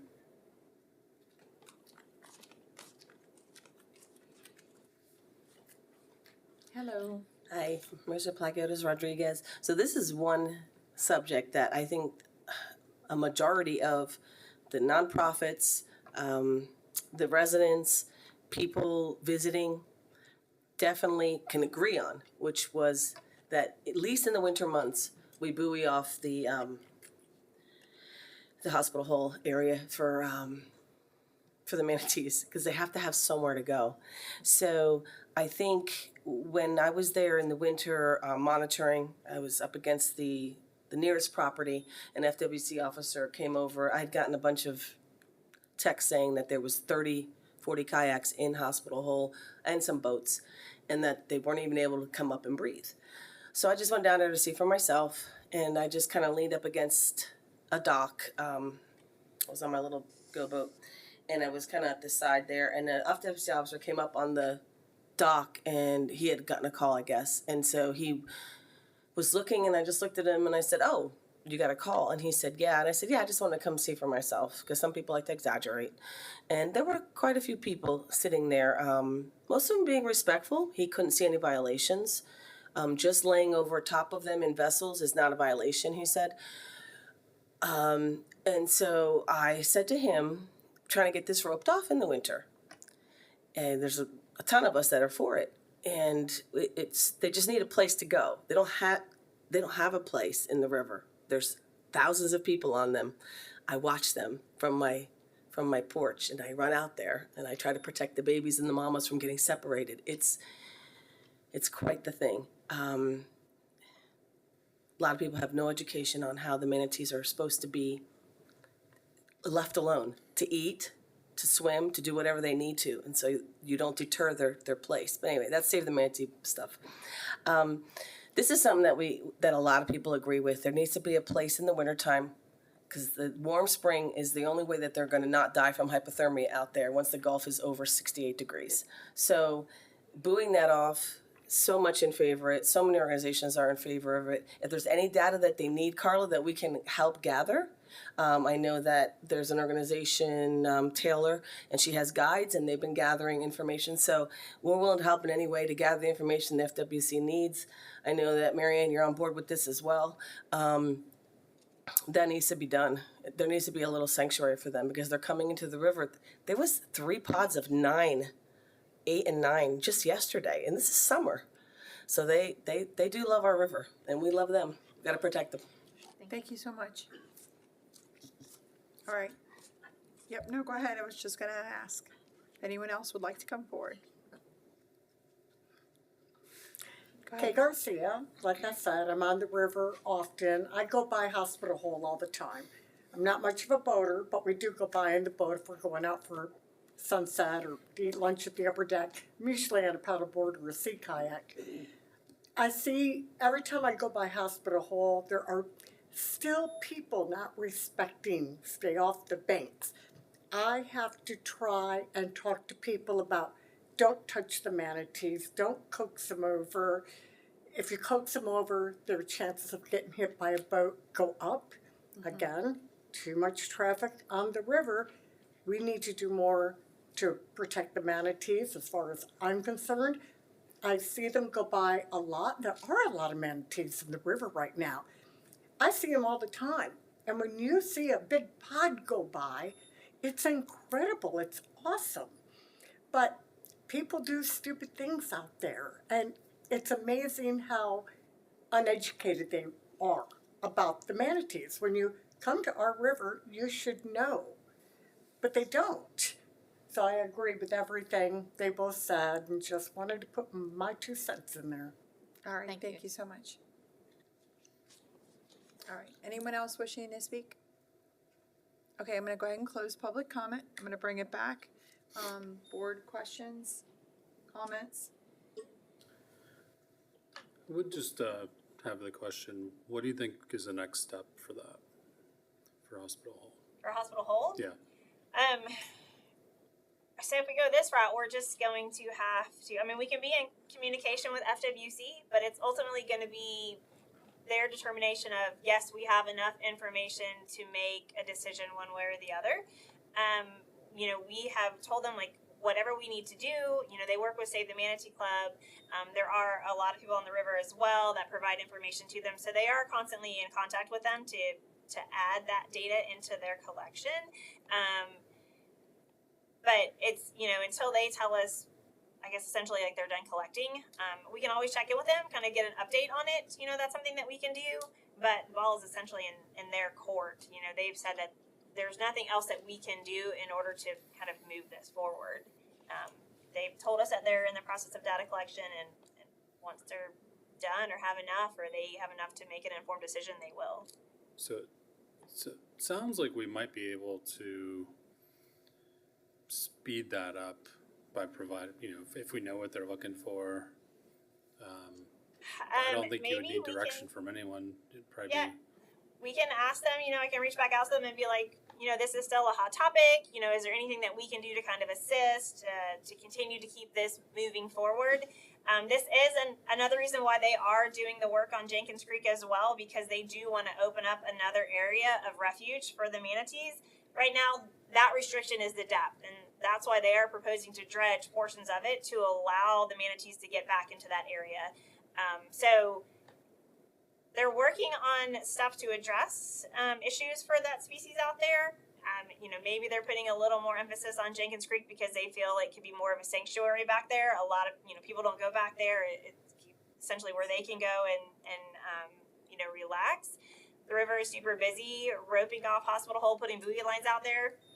Will people actually stay out of it? I think that's one of the concerns as well. But we can definitely continue that conversation with them to get that addressed as well. So I don't know if Hernando County has the legal authority to buoy it off without FWC's approval. I think we would have to get approval by the state to do that because you're essentially taking a portion of a state water body out of public use. I think that has to be permitted. Okay. I will say I'll follow up with Mr. Jobin on what he feels on that. Yeah, we just don't want to see it drop. Carla, could we put a data camera out there, which would help as far as collecting the data? Yeah, we would just want to make sure that whatever type of data we collect will be accepted by FWC. So maybe just making sure that they would accept that, because we don't want to do any effort that essentially things. Okay, thank you. All right. Anything else? Any more comments? Questions? Okay. All right, we're going to go ahead and move forward. Number 8. Okay. So Hernando County Natural Resources Department, along with our grants department, submitted an application to the Florida Boating Improvement Program, which is a program through FWC, for funding of a project, Hunter's Lake Boat Ramp Dredge Channel. And so we submitted it kind of in phases. So we submitted the first phase to see if we could get funding for that based off of requirements for this grant award. And we were actually awarded a grant for assistance on this project. So what this funding will cover is it'll cover the surveying that's out there, so wetland surveys and whatnot that has to be done, the sediment sampling, permit construction drawings, technical specifications regarding that, bidding, and then they will also assist with contractor procurement services. It's at no cost to the county, so this grant actually covers all of those services for us, which is great. That's so fantastic. it gives us the first step in getting this project done, hopefully. The next step will be the big portion when we go to actually doing the work. It's going to be quite a cost. So we're hoping that FWC, this Florida Boating Improvement Program, can also provide funding to that. I can't say how much, but we'll try. So this one will hopefully start. We have to do the purchase order issuing and all of that stuff. So right now we're just in the process of accepting the award and doing all the requirements that FWC requires for that, and then we'll go. But we're moving forward on that project, which is great. So. That's great. Mm-hmm. How long, realistically, do you have any idea when all of that will to have this done? Get started when you actually have it, the money in hand, and then are able to move forward with that to start. Yeah, so we can't start work until the agreement has been taken to the board and the commissioners approve it and all that stuff. So I don't think that was done yet. The purchase order definitely hasn't come to the board. So all of those things have to occur before we do anything. So that'll probably be a couple months to before you get it in front of the board, or altogether? Yeah, so it's the grants department that brings it in front of the board. Oh, gotcha. So it's not me. It's not your decision. Yeah, I'm working on another department, so I would say hopefully within a couple months, maybe a month. I would hope. I don't know. I can't go off. It's another department's timeline, but they are working on it right now actively. So. Okay. All right. So this number 8 item about Hunter's Lake, I'm going to open that one up to public comment. Anyone wishing to come forward? About it. Marissa Plaqueros Rodriguez, have no skin in the game with that project. I just wanted to know if it was the grant that you got, it was given by whom? FWC. Okay, so and so the county applied for it? Yes, ma'am. Okay. Very good, thank you. All right. All right, anyone else? Okay, I'm going to go ahead and close public comment. And is there any more questions or information from our staff? I was just curious, once that agreement's done, it's brought to the board, if it is approved by BOCC, do we know that how much of the scope will be paid for? Like how far that'll take it? So it'll cover all those things that I addressed. So essentially our phase one of it. So it'll get us, you know, all of the kind of like baseline information that we need. So the extent of the area that needs to be dredged, the depth, the sediment analysis is going to be huge because that's going to be dependent on, well, where can we put it? Can we land apply it? Do we have to go to a landfill? And then that'll also kind of give us an idea of what it's going to cost to remove and dispose of this material. Permitting, you know, will take as long as permitting does. We have to go through state and federal permitting for this type of activity. And then they're going to assist with like doing our bid tab and then our contractor selection. So it'll cover all of phase one for us. What do you think the rest? How much do you think will be needed in total though for the next part? For dredging, you're going to be in a couple $1 million depending on how disposals go. Okay. And depending on how much sediment is actually there, because we want to go to -5, which is what the state allows. But some of those areas we may not have all the 5 foot that's there, you know, it's just dependent on what's accumulated over these so many years. So we'll have a really good idea once we get to this phase one. We'll be able to do I think a better estimate of cost. Right now, the consultants that we work with gave us a ballpark of $1.5 to $3 million just for dredging. So, Okay. and they were going off of just projects that they've done. Do we know where we're gonna go after to find that money? No, we'll try for the grants again through FWC, and depending on how much they provide there, you know, we can look at other grant sources. Otherwise, the county may have to come to the table if that's a project that they want to continue with. Yeah. No, I applaud the grants department and staff for finding the money for the first one, especially in the budget climate. I would assume they're already looking at, you know, how to find the rest of the money, hopefully. There's some smart people over there, but yeah, it's gonna be Yes. $3 million. So Yeah, the phase two of the project is where the costs are gonna kind of be larger. okay, thank you. All right, so if we don't have any further comments or questions. All right, so our next section is our informational items. So we're gonna allow the staff to give us some information at this point. So let's start with number 9, Jenkins Creek Spring Run Project Update. Yeah, so this is the Jenkins Creek Spring Run Restoration Project that FWC is heading. They actually did a site visit with DEP June 7th, and that was just to go over the project, to kind of show DEP's staff what the project was going to entail, the areas that they were going to be working on and whatnot. And so that's kind of where they're at right now. They got a request for additional information from DEP. They had some clarifying questions that the agency had, and FWC is working on that right now. So that's where that project is. They did get additional funding through the legislature this year, so they do have more funds to continue with this project. It was not fully funded, so they are looking for, you know, additional avenues to kind of complete the entire project. The county has put a certain amount of money in our budget, this current budget, and we have proposed it for next fiscal year as well, just to continue to be supportive of the project. Okay. All right, questions? No. I'm good. All right, we're gonna go ahead and move forward with number 10, Linda Peterson Park Update. Yeah, so we discussed this earlier a lot. Kind of jumped the gun on this one, I guess. But essentially, the swim platform and gangway are being moved. We are revamping them into an ADA accessible floating dock, and we hope to have the boardwalk open pretty soon. Very shortly. So this tower, I have a question about that. The tower that you're all talking about, I know we're doing budget cuts right now because they're, you know, with homestead tax, I'm thinking like, I'm hearing $60 to $90 million, something like that out of the budget. Is this something that is still gonna be considered, or is this something that's gonna end up getting scrapped too? What are you thinking? Well, this is a bond project. This is one of the Okay. few bond projects. So it is Already scheduled. was pre-scheduled on the bond. But it is, again, you know, the conceptuals will be coming to the board. It's going to be a big discussion point. It is a tower. So the board will weigh in, and I'm sure the public will have a lot of comments to make too. Gotcha. on the Okay, that's good priorities. to know. I didn't Yep. know it was a bond project. All right, do you have any questions? Okay. It's gonna go in front of you later anyway. All right, let's go to number 11.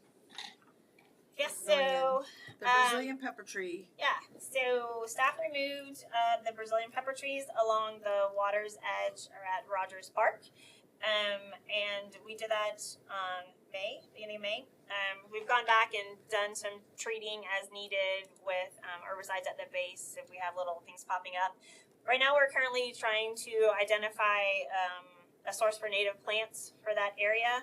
We have been working with a grower just east of here that's been helping with another project. So we're hoping that they have plants that we can go in there. We don't really want a monoculture. We kind of want to, make it a variety out there. Because of the area and what it is, and it sometimes being inundated, we have to be cautious what type of plants we put out there. So they can't be upland loving. They, have to sometimes like wet feet. So right now we're just trying to find some plants that we can put out there because we don't want to leave the area bare. So it's in progress. I think that sounds good. Yeah. Do you have any questions? No. Comments? Okay, all right, we're gonna go ahead and open it up to citizen comment. Now, I know we've done things different in the past, but we're doing things differently today. So this will be limited to 3 minutes. When all the citizen comments are done, then the staff will come back with your answers or discussion at that point. All right, so I'm opening up citizen comment. We need to come back up to the microphone. You definitely have to come up. So everything's being recorded now so that the county can put this online and our citizens will have an opportunity to hear everything that was said at the meeting.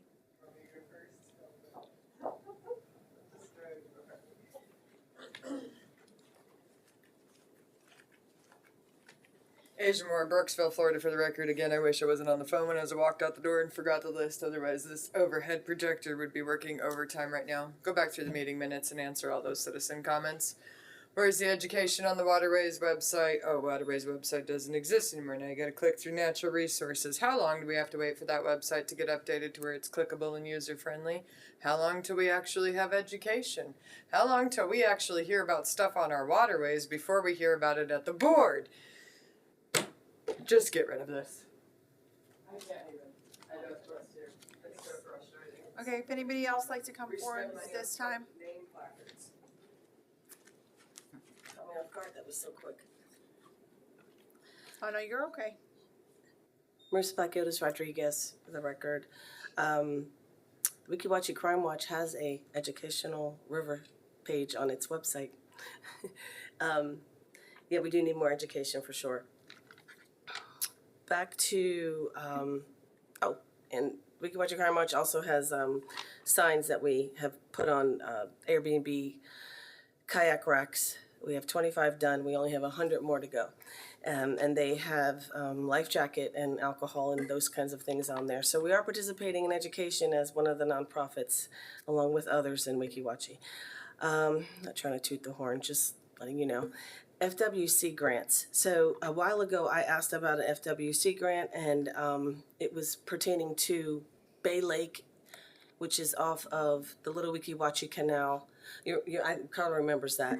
When I came to the board of county commissioners about it, Brian Hawkins, it was after the dredge study. We did a dredge study and a depth study, right? Okay. And it was 4 feet of sediment, and that canal just pollutes the river when at low tide with brown gunk.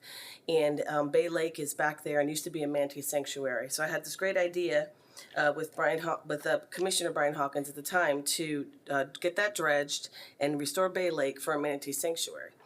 And at the time, FWC was looking for places, and obviously they chose Jenkins, which is great. I'm glad that they're involved, and we got a grant. But I would love to know more about getting a grant for Bay Lake, which is at the end of the Little Wiki Watchy Canal, which directly affects the Wiki Watchy River. So last time I asked former Commissioner Hawkins, he said to me at our town hall meeting at the area club, that in order to get a grant, you have to come up with half of it as a nonprofit or something, like Crystal River did, and then the other part is issued as far as grants go from the state. So I kind of dropped it at that point because I don't know a nonprofit that's going to come up with two to 4 million and then get the other part. So I would love to know more about the grant thing with Carla.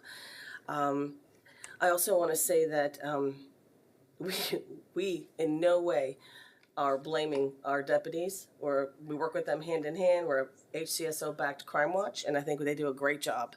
And blaming our deputies as far as Rogers Park and the bridge jumping goes. I think it's a county deputy thing, and I really appreciate Ryan Amsler, sir, for saying that there's the 3-part thing, you know, with the bridge. As far as, I'm looking at my time and go real fast. As far as blocking it off, the county working together, right?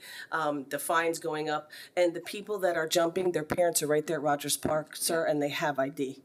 That's most of them, 90%. Yeah. Thank you so much. Can it be about anything pertaining to our river? As long as you haven't come up during this specific time, you can come up on anything right now. As long as it's waterways. Well, I got it. I have this one. Waterways and water.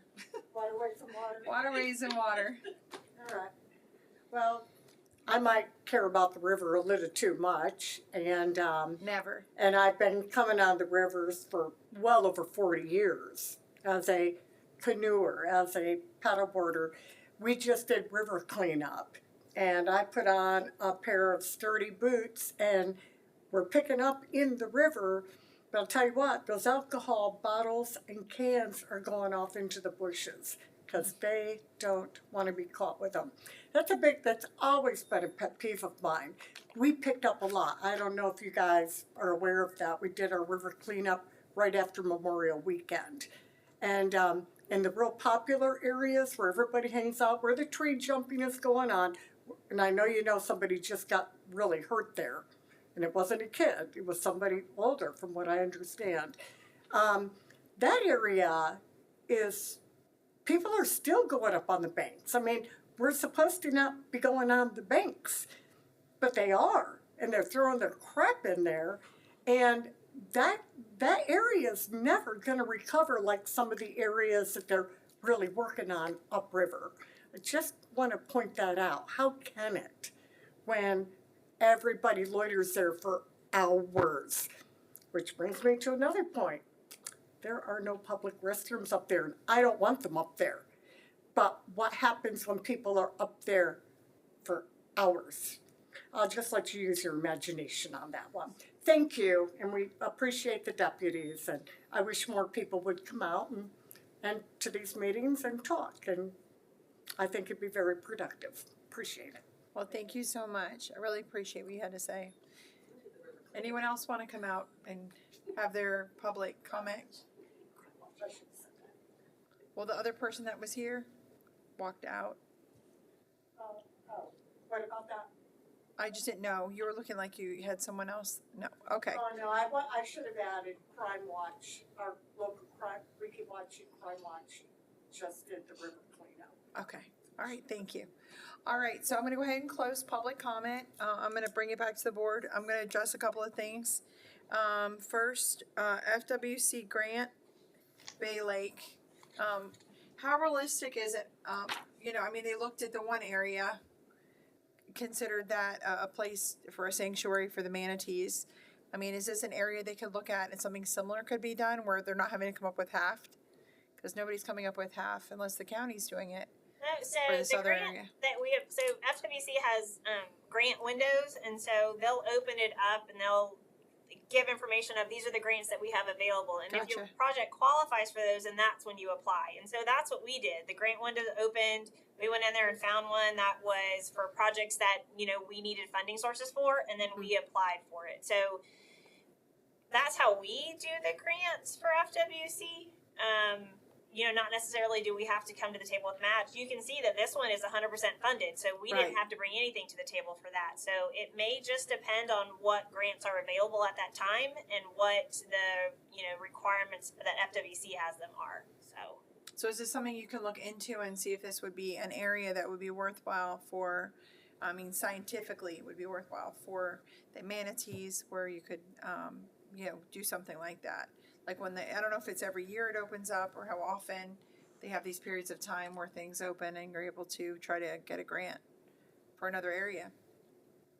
Yeah, I mean, this has not been an area that's readily been discussed as, you know, a potential project. We did do the oh my gosh, the surveying of all of the canals to kind of determine, you know, if we needed to have or start up like a dredging program within Hernando County. So we had all that information to kind of put it out there, like, okay, what are our next steps? And that was in that area, you know, it identified some accumulation. So I think that would have just been included in that project. Just making an actual separate project is something that we can look at, but I know that that's not an area that's been like a high priority for me right now. That's more what I'm asking, I think, is, you know, what has been your experience with that area? I'm not as familiar with that. Yeah, I think you answered pretty well. You know, we're focusing on public access. Almost all of our, like the Hunters Lake grant it's a boat ramp. So anything that has public access is a priority for us. The area that she mentioned, I think it's reasonable to at least discuss with FWC if this is a possibility, if it meets any of the criteria that Carla met. I don't see any harm with looking at it and see if it's something that we can possibly put in there. But again, it's a priority list that we have of all the different things that need to be funded and what we can match and what we, that's how we do it. It's basically on public access. Right, okay. All right, do we have any other questions about that one? No. All right, the next one is education. So we have had a lot of times where people are saying, hey, we need to change that website and put more information out there. Well, I think, you know, we're out here in the public. We got to hear from them, and maybe we can add a few more things in there that are going on to that site. Right, so I don't have direct control over the access, so I can't go in there and just make easy changes to it. Right. Our public information office does that, and they did have an intern that I was able to send things to, and he was updating them. I don't necessarily know if that intern is still there. So I'm not sure, but I still send information to them to update it, and I'm not sure who's updating our website. We can look into that. Yeah. If we can look into that and then have that discussion at the next meeting, because it does matter. And I think, I mean, I don't know if that's there. I actually haven't gone in and looked because I'm already familiar, but I mean, do we have like readily available, like probably front page, hey, click on this. We want to keep our river safe and our manatees safe and you safe. You know, these are the things that we would recommend that we could use as a, you know, kind of a, that you lean forward like, hey guys, you know, we love that you're here, but let's not cause destruction, that kind of thing, where it would be friendly and readily available. Because I know they've done a good job getting websites done and updating a lot of things, but I know there's still, if you go in to look for something, it's still kind of a nightmare if you don't know how to access things to find what you're looking for. And there's been times I'm like, you know what, I'm just going to Google that exact thing, and then it kind of brings you to the right spot. So having something at the front that looks user-friendly, that a child could click on, here's the information. So I think that would be good. And then the cleanup of the river, I just want to say thank you to everybody who has been out cleaning up the river. It's really important, and it really stinks that even has to take place, that people aren't being respectful of a beautiful place like that. I mean, our river is like nowhere else. I mean, you can go to plenty of other rivers around Florida, but you're not going to find one like the Wekiwachi. So, and I think the crowding is an issue. And I think that all of our deputies are doing the best that they can with what they have. And I do think there is a big issue there at that bridge. So I'm glad to see that you are going to be, you know, having that discussion at the BOCC level, because I do think it would be worthwhile.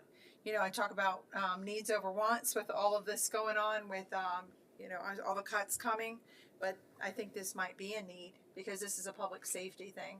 And those children, they were young. I thought, I can't believe your parents are letting you do this. I mean, I think the oldest kid, when I looked, they were probably like 10 years old, 9 years old, 12 years old, and there was 4 on each side, all boys, both sides of the bridge. And I thought, oh my goodness, what are you guys doing? You're letting your kids up here jumping. But like I said, the parents probably did it themselves when they were young, and I think anything we can do to improve that would be great. We could try to nip that in the bud now, see if we can make a change.